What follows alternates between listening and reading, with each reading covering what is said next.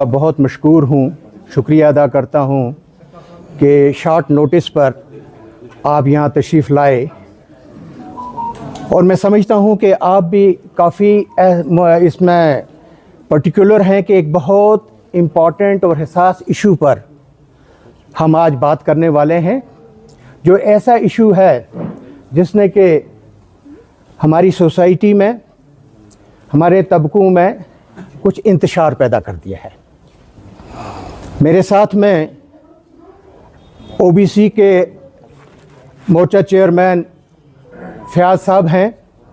मेरे साथ में अभी आने वाले हैं एक गुजर बकरवाल कम्युनिटी से बलोट आने वाला है, वो आने वाले हैं और एक दो आने वाले हैं, तो लेकिन शायद कहीं डिले हो गए गाड़ी में। बट हम आगे चलते हैं कि हम क्या बात करना चाहते हैं।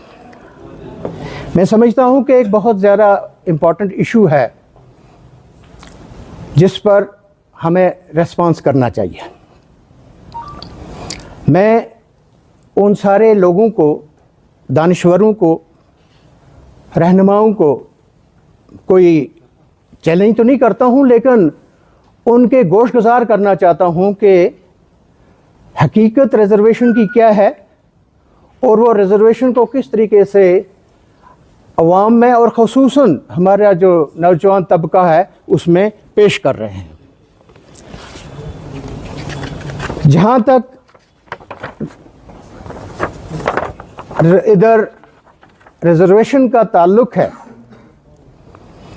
ये सारे हम जानते हैं कि रिजर्वेशंस देनी और उसके बाद इनके ऑर्डर्स परसेंटेज कोटा फिक्स करने के लिए गवर्नमेंट के पास एक ज़बरदस्त मैकेनिज़्म है, एक इंस्टीट्यूशन है। वो ऐसा इंस्टीट्यूशन है कि जो लॉ और कानून और लोगों के हित को हमेशा मद्देनज़र रख के हर चीज़ पर फैसला करता है। और आज अगर ये चीज़ गवर्नमेंट जो यूटी की है, उन्होंने जो रिजर्वेशंस का चार्ट बनाया है, उसको जो ये लोग रिप्रेजेंट कर रहे हैं कि 70% रिजर्वेशन है, मैं उनको मौदबाना तौर पर चैलेंज करता हूं कि वो उसको लीगली या किसी टेक्निकल रीज़न पर ये एस्टैब्लिश करें कि ये 70% है। जितना हम लोग पढ़े हुए हैं या जानते हैं, जितना लीगल लिमिनरीज का इस पर एक्सप्रेशन है, और ख़ासकर इसमें एक ख़ास जनहित वर्सेस यूनियन ऑफ इंडिया की जजमेंट है इसमें अपने सुप्रीम कोर्ट की, और सुप्रीम कोर्ट की जजमेंट की से वैल्यू, उसमें ये चैलेंज हुआ है 50% वाला कि 50% की कैपिंग से अबाव जो ईडब्ल्यूएस इकोनॉमिकली वीकर सेक्शन के लिए रिजर्वेशन रखा गया है, ये उस कैपिंग से अबाव है और गलत है।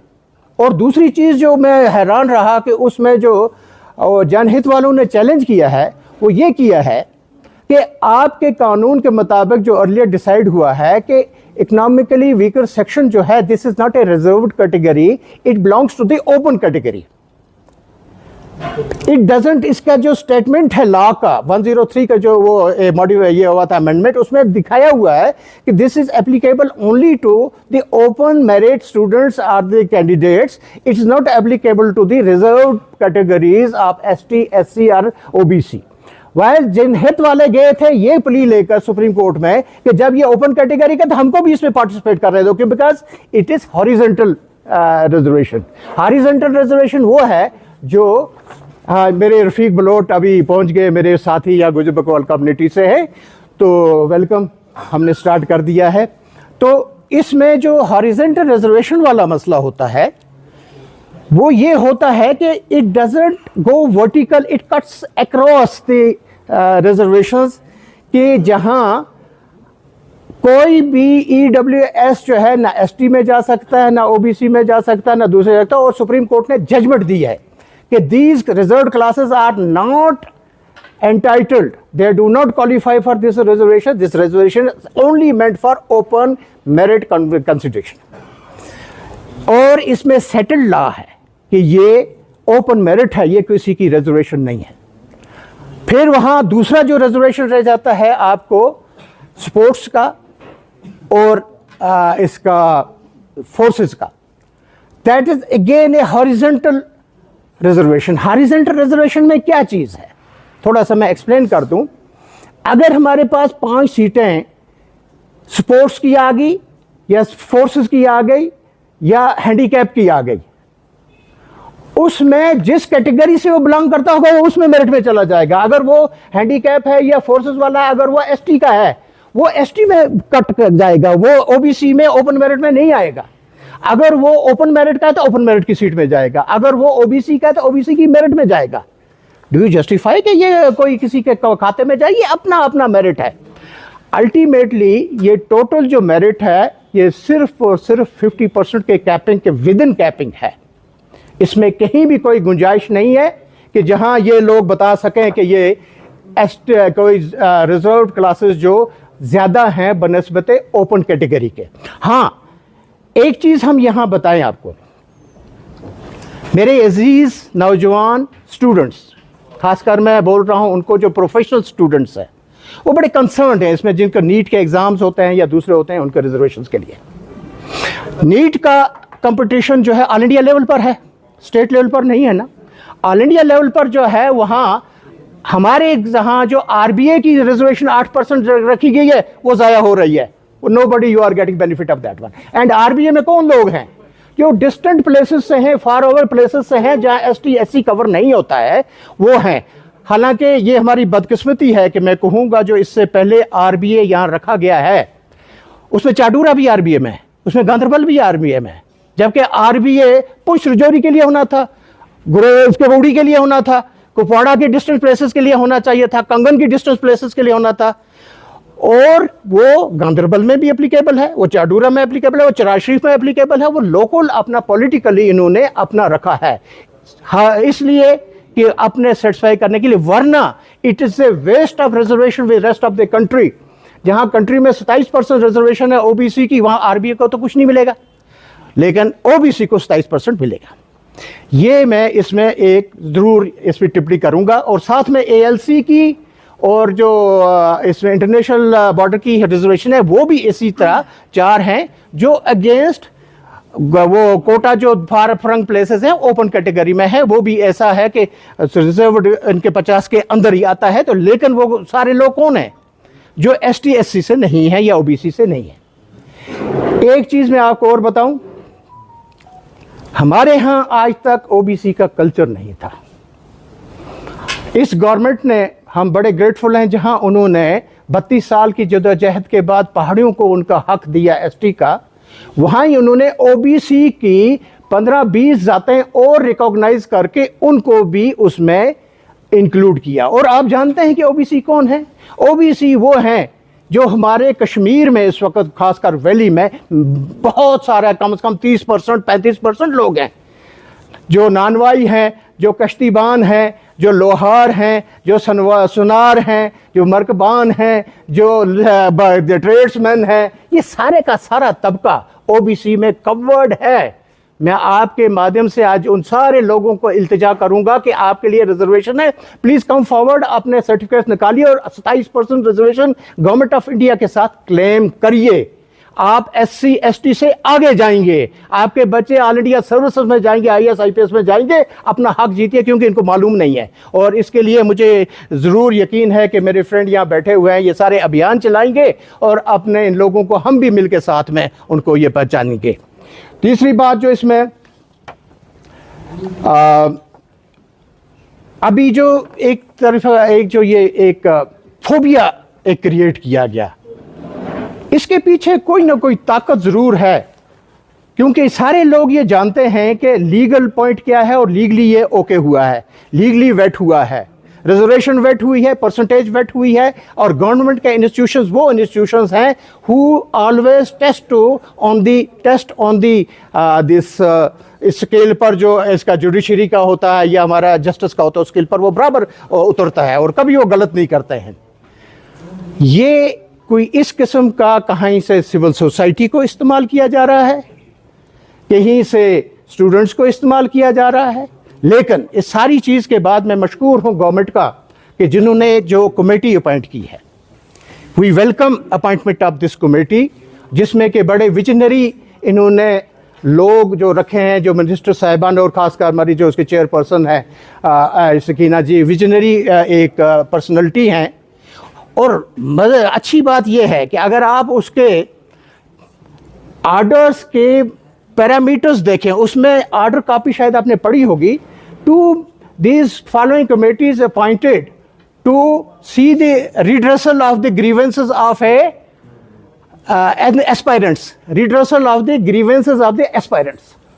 This is the order. और ये बहुत अच्छा ऑर्डर है जी। देखा जाए तो जिस तरीके से आपने ओबीसी की बात की, रिजर्वेशंस की बात की, you believe that the thing was totally it was all hidden, ये लोगों तक नहीं बात को पहुंचा रहे थे, जिसकी वजह से आज तक ये सारी चीजें ड्रैग। जी, मैं इसमें ज़रूर आपका ये वर्ड का कहता हूँ कि हमें बजाय इसके कि ये आपस में तजाद पैदा कर रहे हैं, नफाक पैदा कर रहे हैं, और एक सेट फिरका ये देख रहा है कि गुजर कौन है, पहाड़ी कौन है, ओबीसी कौन है, ये क्यों आज उबारा जा रहा है, जब तक कि आज तक नहीं उबारा गया था ये। और ओबीसी का जो हक है वो आज तक नहीं मिला है। चलो एसटी में एक तबके को मिला, दूसरे तबके का हुआ। अब आप उसके बाद दूसरी चीज करिए, कह रहे हैं government should come out with a very clear vision and idea on this one, कि ये नहीं कि जो इन्होंने पहले फोबिया फैलाया कि इसको निकालो रिजर्वेशन से, उसको निकालो reservation, is none of their authority and right, it's the privilege and prerogative of the parliament of the country, जिन्होंने इनको एडमिट किया है। हाँ, they have a privilege to see this thing, the government they can ask that the reservation should be provided to every sect and every reservation on the ratio of their population. Yes, it is the right of the people. ये हम भी कहते हैं, हम कहते हैं कि इस कमेटी को भी हम वेलकम करते हैं। So you believe that that quota was completely disturbed and distributed to the other people as you discussed with OBCs, they were not aware of the facts. देखिए, इस वक्त बिल्कुल सही कोटा दिया गया है अंडर द सर्कमस्टांसेस। जो मुझे मालूम है, गवर्नमेंट ने जब ये रिजर्वेशन रूल बनाए उस वक़्त उन्होंने ये कंसीडर किया है कि जहां ओबीसी को हम दे रहे हैं तो साथ में फार फ्लंग एरियाज़ में हमारा आरबीए है और एएलसी है, उनको भी एकोमोडेट करना चाहिए। वेरी मैग्नानिमस, गवर्नमेंट ने मैग्नानिमिटी दिखा के ये किया हुआ है।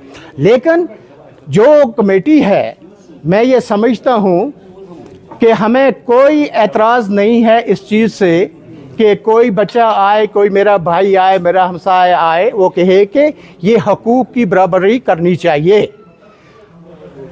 आपकी कमेटी बन गई है, कमेटी के लिए जो ग्रीवेंसेस देखने वो रिड्रेसल कर लें, और उसके बाद हम उनसे इल्तिजा करेंगे कमेटी से कि एक पैरामीटर ऐड करो उसको, कि all the reservation should be given as per the ratio of the population, और दैट पॉपुलेशन जो अब सेंसस होने वाली है, 11 वाली की सेंसस को यू कैन नॉट कंसिडर, हालांकि it always carries forward and similar lines. लेकिन जो अब सेंसस 25 में आगे होने वाली है उसके मुताबिक जिसको दे दो। आपको एसटी में अर्ज करता हूँ, आपको एसटी गुजर में, बकरवाल में 10% दिया है, उनका क्लेम है, हमारा क्लेम है, उनकी बार ये बनती है, पॉपुलेशन ज़्यादा है, बनती तो दे दो, नहीं बनती तो कम कर दो। पहाड़ी की है, आप करते हैं इतने ज़्यादा 12% बनता है, नहीं बनता है तो 10 बनता है, 8 बनता है, नो बडी हैज़ रिजर्वेशन। सारे लोग यहाँ इकट्ठे रहने वाले वेलकम करेंगे कि जब आप पॉपुलेशन के रेशियो के मुताबिक सबको अपनी अपनी रिजर्वेशन का हिस्सा दे दोगे। सर, जो कंट्रोवर्सी चल रही है 70-30 की, as per your calculations what will be the ratio? It's 50-50। 50 का कैपिंग से no government has crossed 50%। 50% total reservation इस वक्त जो यूटी गवर्नमेंट ने कर रखी है, that is only 50% legally and tested, and आप किसी इंस्टीट्यूशन में जाइए, it will stand the test of the law. It shows that fairly marginalization with the other communities. क्या, मुझे एक्सप्लेन करिए क्या मतलब? बाकी के साथ जो है एक्सक्लूड किया जा रहा है, उसमें आपने कहा कि 30% ओबीसीज का है, वो 26% ना 8% है अभी ओबीसी को, 8%, 10%, और उसमें बहुत सारी कैटेगरीज जी जी करीब 24 बन जाता है टोटल जी। लेकिन जो रियल ओबीसीज है, जो ओपन मेरिट में आते हैं, ओएम जो है, उनके साथ आपको नहीं लगता है कि अनफेयरली ये मार्जिनलाइजेशन होता है? सुनिए, because you are talking about the all community. मैं बात सुनिए, मैं देखता हूँ, देखिए, हम लोगों से बढ़कर पार्लियामेंट है, हम लोगों से बढ़कर कॉन्स्टिट्यूशन ऑफ इंडिया है। कॉन्स्टिट्यूशन ऑफ इंडिया ने कुछ तबकों को पैरामीटर को ये बता दी है, रिजर्वेशन दी है, और पार्लियामेंट ही उसमें है कि जो जिनके पास जब केस पहुंचता है वो कंसिडर करते हैं वेदर दे डू क्वालिफाई और दे डू नॉट क्वालिफाई, उसको दे देते हैं। इसमें सिर्फ यह है कि गवर्नमेंट ऑफ इंडिया कॉन्स्टिट्यूशन नहीं कहता है कि भाई 50% कैपिंग इनने लगा रखी है कि 50% should be for the open category and 50% should be for the reserved category. अब आपका जो मार्जिनलाइज कहां से हुआ कि अगर कॉन्स्टिट्यूशन के मुताबिक 50% सबको मिल गया? Many doctors, open merit holders are still, hold protest in recent some days. So उसमें आप मुझे बताइए कि आपको नहीं लगता है कि this is total injustice for the open merit holders? There's no transparency. आप कैसे कह सकते हैं कि आपके पास 50 या रिजर्व वाले कैटेगरी वाले क्वालिफाइड बैठे हुए हैं, वो भी बैठे हुए हैं, वो भी नौकरी के लिए इंतजार कर रहे हैं। आप कहेंगे कि can you adjust them against the open category? No. आपने ये देखा कि ये जो ऑर्डर हुआ है 176, इसमें ये तक कहा गया है the people belonging to ST category cannot claim the OBCs and any other right on their reservation. Personally, you believe the transparency and the verbal commitment is with the people, especially with the society? देखिए, ऐसा है कि सिर्फ कुछ जी शूर लोगों को सामने आकर इसको एक्सप्लेन करना चाहिए, और दूसरी बात यह है कि आपको कमेटी बन गई है, कमेटी जो बनी हुई है वो इसमें जाएगी, वो आपके सामने लाएगी। हम तो उसको कोई प्रोटेस्ट नहीं करते, हम उसको वेलकम करते हैं, क्योंकि वही कमेटी आपको रास्ते साफ कर देगी भाई किसी के साथ ज्यादती नहीं हुई है।